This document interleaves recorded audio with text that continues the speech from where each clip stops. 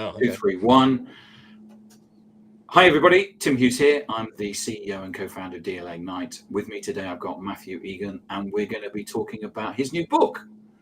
Matt has written a book called The Failure Advantage: Why Setbacks Are Your Secret Weapon for Success. So it's all about failure nowadays. Matt, welcome. Where can people find you? Thanks for having me, Tim. Great to join you. You can find me, the easiest place is probably LinkedIn. So it's linkedin.com/in/the Matt Egan, or just look me up, Matt Egan from Microsoft. Or succinct synopsis of the book, it's matthewegan.net. Excellent. So I really enjoyed the book. To start with, let's start with the premise of the book. What inspired you to write it? What was it that got the inspiration going? Yeah, so Tim, it was an interesting journey on writing this book itself, actually, and I guess a bit of an illustration in failure in and of its own example. Because I actually started out writing a book on business transformation. Being a transformation consultant, I thought I need to write a book. But to be honest with you, it was boring. So I did actually write that full book, and I reread it, and I thought I can't release this to the world. But there was a chapter in that book around iteration and innovation, and that was really a bit of a hook, and I got really curious about it to go deeper on that topic. And that's where this book actually came about, because I started to explore how many of the world's most successful people have a history of failure behind them, but it's not what we know them for. And once you dig into that topic, that really kind of gave my own inspiration for the book, and it also resonated with me quite personally. You know, they say that you should write the book that you want to read yourself, and this was certainly it. So an interesting journey. I think most people start with an idea and write the book. I actually started to write the book and then came up with the idea. Right. Yeah. Okay. Well, that's good. I mean, there's lots of things. You know, Edison was famous for iterations, and we've all used WD-40, which is the 40th compound that they used. So you argue that failure can actually be a strategic advantage. Why does so many people still view that something like failure as negative? Yeah, I think it's, and I covered this in the first part of the book around the fear of failure. And I think we all have this inherent fear of failure. But the interesting thing is that this fear is learned. Actually, I read recently we're born with only 2 fears. And those 2 fears are of loud noises and of falling. So interestingly, they've done a lot of experimentation with babies to understand what fears actually, that's right. And that's all you're born with. So everything else is learned. And one of those learned fears is around failure, because, you know, in our upbringing, in society, in schooling, in business even, we're taught that failure is a bad thing and there are negative consequences associated with it. And that just brings about this innate fear of failing. But along with that, and this is where the book comes in, that fear of failing often manifests in a fear of starting. So we actually curb our own ambition and visions because we're actually fear of failing. But actually what it means is that we never start. There must be lots of people out there that have probably wanted to start their own business and haven't done, because it's actually they're quite capable of running their own business. It's just that they have a fear of doing it. So the stories we tell ourselves around, you know, that failure is final, for example. And as was the case with many of the people that I showcase in the book and the success stories I tell there, if you stop the story midway through some of their journey, then yes, that failure is final. But the unique thing that many of these people do is that they keep going. So they go past the point of failure and ultimately as a success. But that's why the title, Why Setbacks Are Your Secret Weapon, because it's in those setbacks and the continued setbacks ultimately it comes success. In your research and experience, what distinguishes people who bounce back stronger from failure versus those that get stuck? It's a great question. I think that it comes down to not necessarily characteristics, but more habits and actions. Because I think that we all share this fear of failure on some level. But what I have found differentiates the people who have been able to push past this is how they approach situations and the actions that they take. And most specifically, that they start. So, to your point, many people think about, oh, I'm going to start, I'd love to run my own business, but I can't because of X, Y, and Z, or I'd love to invent this product, or I'd love to do something, adventurous. What differentiates the people who actually succeed in the end is that they started. So moving past that point of inertia, that's one point. I think, secondly, they take failure as feedback rather than a value judgment. So I think it's very easy for us to say, okay, well, this project or this initiative failed, and hence I am a failure. What I see in the people who push past that is that they don't necessarily take it as personally associated with them or their character or their identity. What they take that failure is feedback about the initiative or the product or the business itself, and then they use that feedback to do the next iteration and make progress. And then lastly, I'd say it is the continued progress. So they're all focused on as much about the process and progress as the outcome. Many of the people, and particularly entrepreneurs and business owners, they're more interested and intrigued and engaged about the process of building a business as opposed to fixation on the outcome of the business that is built. And that is something that is really consistent through the examples that I use in the book. You talk about the importance of reframing setbacks, don't you? And so can you share a practical way listeners can start doing that in their everyday lives? Yeah, it is one of the most important things, I think, about this whole resetting your attitude towards failure. And in actual fact, it's all about mindset. What's really interesting here is that a few small tweaks to your own behaviors and mindsets can make a huge difference. I tell a lot of personal stories in the book, everything from personal career failures to experiences in teaching my son how to throw a ball. Everything in there. Once you start, it's like the anecdote of if you buy a red car, suddenly you notice all of the red cars. When you focus on this, you see it everywhere. And in that reframing, I think it is all about the feed and looking for the opportunity in every perceived failure. You need to catch yourself on this. So it's all about awareness. And again, a constant theme in the book is around awareness and action. And that's not only applicable to failure, but applicable in all walks of life. But in terms of your specific question, the action I think we can take is when you have the feeling of failure, and that can manifest differently for all of us. It can mean in the moment when your face flushes hot in a meeting and you think, oh my God, I failed here, or you've got a sick feeling in your stomach about something you've done. Take that moment to pause and think, where is the opportunity in this? And until you found the opportunity, you haven't examined it closely enough. And that's my strong guidance. So I talk about a career failure of mine, for example.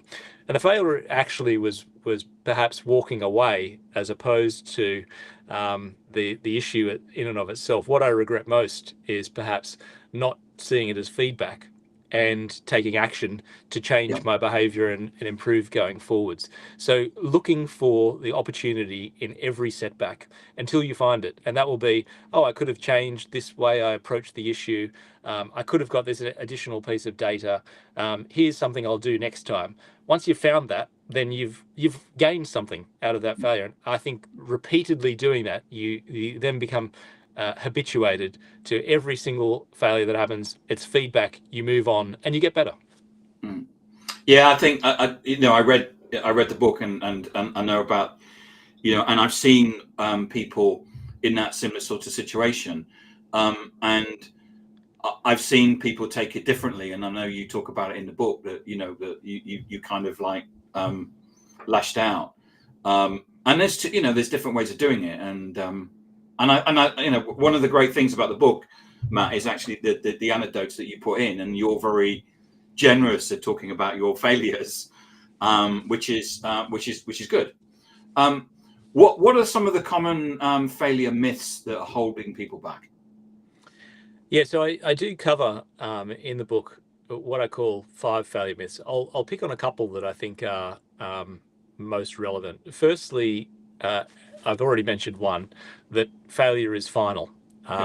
And failure really only is final if you allow it to be. And this is the point around or constantly seeing what is the opportunity to move forward from here.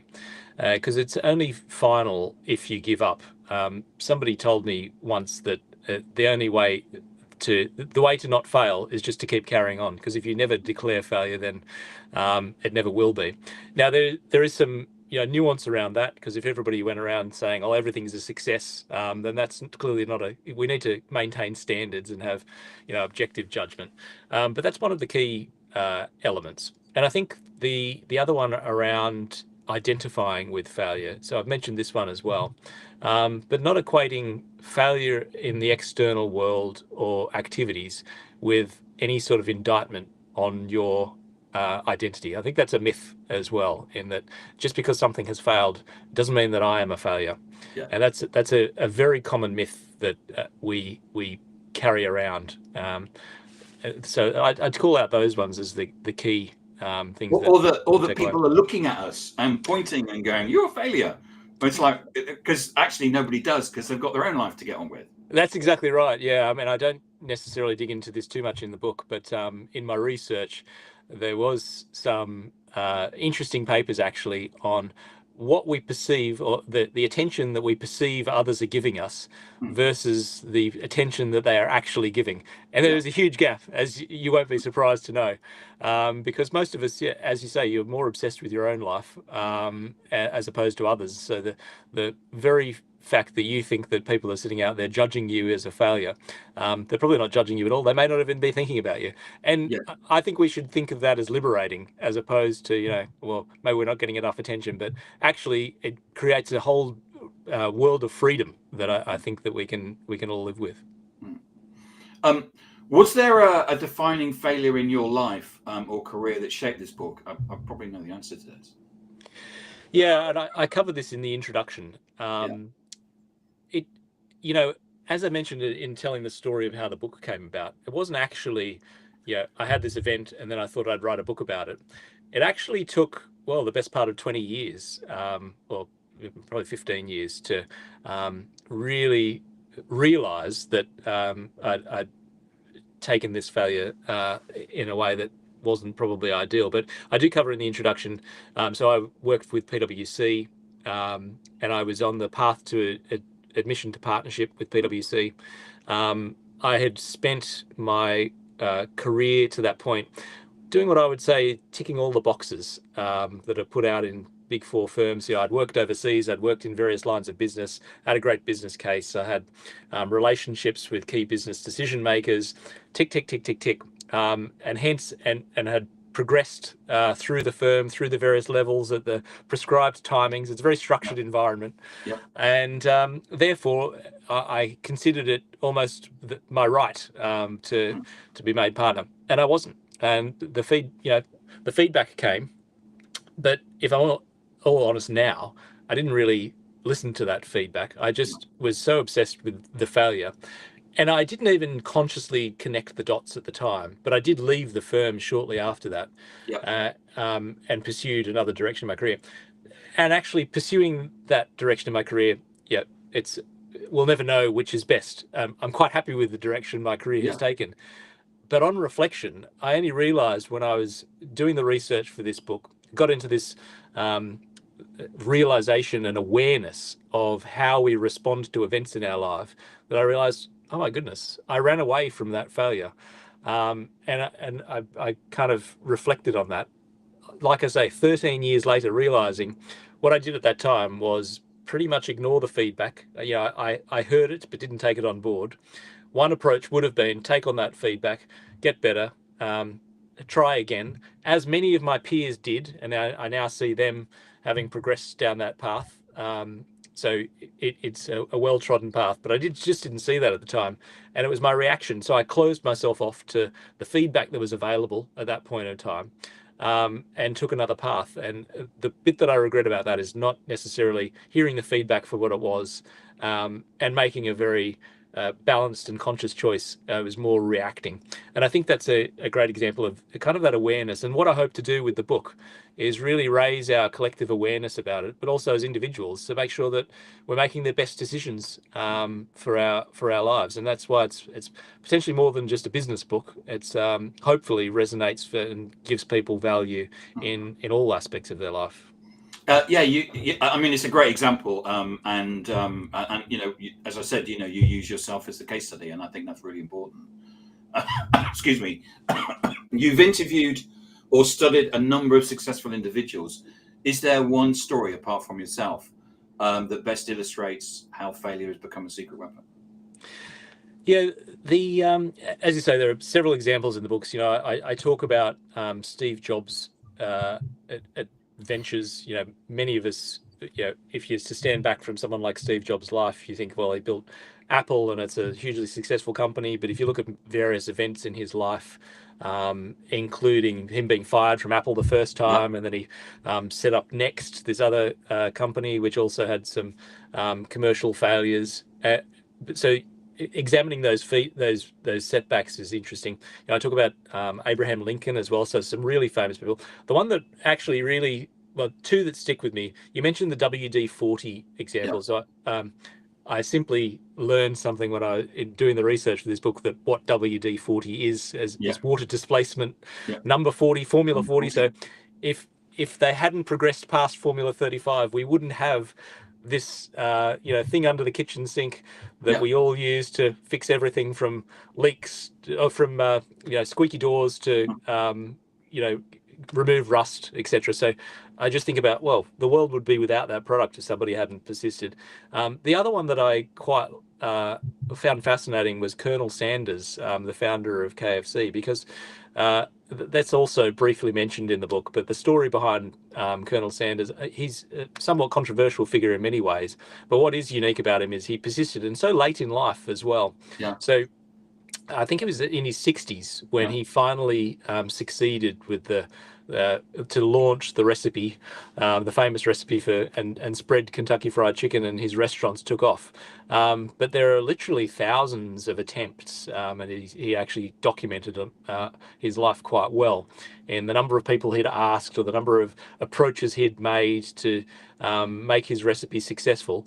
But he persisted past the point many of us would consider persisting, both in terms of number of attempts, so thousands of declines before he finally found success, but also in terms of age. It also shows that many people think that if they haven't done something by the time they're 30 or 40, they never will. But just the keep trying attitude was something that kind of really stuck with me around his story. So how can business leaders create cultures where it's safe to fail? How can business leaders do that? Again, in the book, so I reserved the last the last quarter of the book, part 4, around getting this balance of safety and challenge. And I say it's a balance of safety and challenge because, to my earlier point, we can't just say accept failure for any cost, because that means abandoning our standards. So the challenge for a leader and the opportunity is to create this, what I call productive discomfort or productive tension. So to hold the standards high, but to recognize and just allow into the conversation the potential for failure. I think that's the first most practical thing that leaders can do, is just entertain the fact that, and your awareness that I'm aware that what we're doing could fail, because that automatically creates an opportunity to discuss it, but also this psychological safety, effectively, that means that your team and the people who are working on this at least have comfort in the fact that, well, a potential outcome here is failure, and that gives them actually the freedom to succeed. So it's a bit of an irony there. And I'd say just empathy, because we've all suffered from this. And I think that being aware of when somebody on the team or some initiative isn't going to plan, having empathy for that and relating it to your own experience, again, can uplift and turn around a situation which, if failure is treated poorly, you will have an environment where innovation doesn't thrive, where there's no experimentation. And I think we're all looking for environments in this day and age where you've got the freedom to succeed. And they're the ways in which I'd suggest leaders could do that. Matthew, thank you so much for coming on and talking about your book, The Failure Advantage, Why Setbacks Are Your Secret Weapon for Success. If I wanted to buy a copy, where could I get one from? It's available on Amazon. That's probably the easiest, but it's also available through most bookstores, Waterstones in the UK, for example, Walmart, Barnes & Noble in the US, and various retailers in Australia, which are the main markets. Right. And where can we find out about you? Again, LinkedIn is probably the best forum. So I'm on LinkedIn. The Matt Egan is my handle on LinkedIn, or MatthewEgan.net. Excellent. Matt, thank you so much for coming on. It's a great subject and a great book. Thank you. Thanks so much for having me, Tim. Really appreciate it. You're welcome.